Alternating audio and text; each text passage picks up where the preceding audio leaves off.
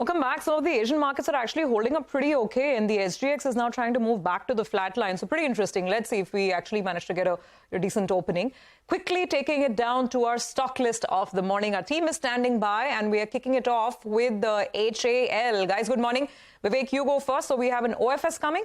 Well, absolutely right. So government divestment, they've chosen the OFS route, the offer for sale route. The base size for this particular OFS is 1.75% with an additional upsize option of the same quantity. Now, the floor price for this particular OFS is at 2,450 rupees a share, almost 6.6% discount to the last traded price, mainly mandated by the fact that the government has to bring down its shareholding to meet the minimum public shareholding norms. Now, there's an interesting development. Morgan Stanley believes that this is less than what the market was anticipating in terms of a 5% OFS. And in fact, what they're saying is that this removes an overhang as far as further stake sale from the government is concerned. In fact, they continue to remain overweight and would look to any weakness to add to their positions. Okay, all right. Thanks a lot for that, Vivek. The stock actually was a little bit nervous in the last couple of days, so let's see how that one reacts. Mangalam joins us to tell us about Reliance Industries. Morning, Mangalam. Good morning. So Reliance's consumer arm has gone ahead and launched some new products. This is for home and personal care range under some new brands. For soaps, they've launched 3 new brands called Glimmer, Get Real and Puric. They have dishwash bars, liquid, as well as Home Guard brand for floor cleaners, etc. But more importantly, they also launched Enzo as a brand for detergent powder, liquid and bars. While this is a positive for Reliance, they've been talking about their foray and growth in the FMCG business. I'll be more interested in tracking the impact that it could have on listed competitive players as well, because we've seen Reliance disrupt the telecom place. Let's see whether in the FMCG space there could be some nerves around these manufacturers too. All right, Mangalam, thanks very much for that. Now, Sonal is standing by with more stocks with news flow. Sonal, hi, morning. Good morning, Prashant. Let me start with Hero Moto. There has been a price hike that the company has undertaken of around 2% on select motorcycles and scooters. This is with effect from 1st April 2023.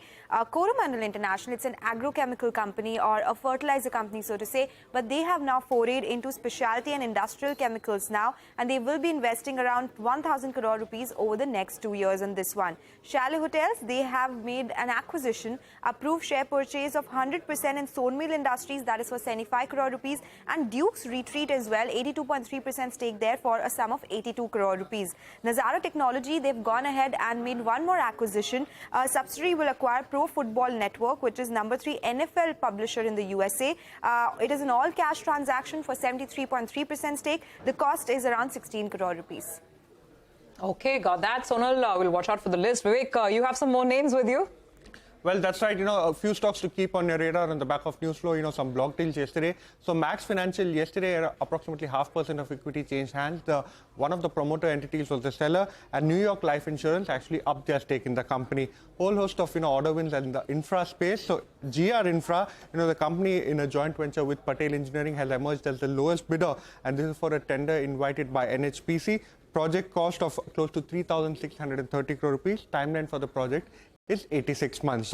NBCC, some green expected on the stock. The company has got a letter of award for construction of a medical college in Maharashtra, project on an EPC basis, and the value of the project is over 625 crore rupees. Lastly, HG Infra, another order win for the company, has been declared as the lowest bidder for an NHAI project. Cost of this particular project at 925 crores. Construction period of close to 730 days. This for a 6-lane highway construction in the state of Jharkhand.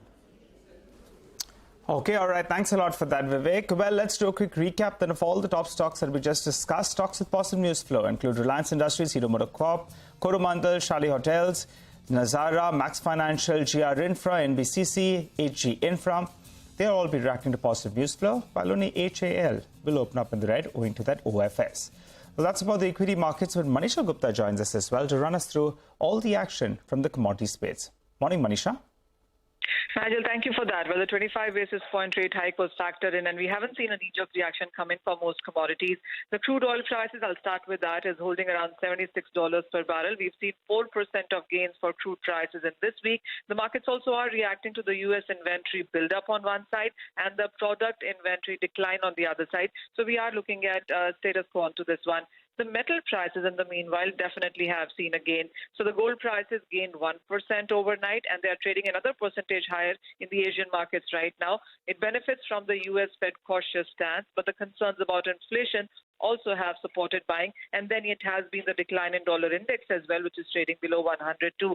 And that is the reason you've seen support for the industrial metals. So whether it's about copper, which is trading firm, aluminum, zinc, steel, all of them are trading on the higher side of their range.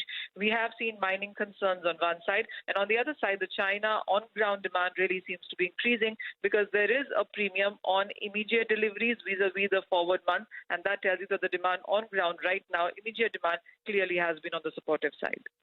All right, Manisha, thanks very much for that. It's good to get that sort of lowdown as far as the commodity space goes. We'll take a quick break here. Nishal Maheshwari of Centrum Broking will join in for some fundamental stock talk. We'll connect with the management of KEC International to talk about their new order win. Stay tuned. Both those conversations come up next.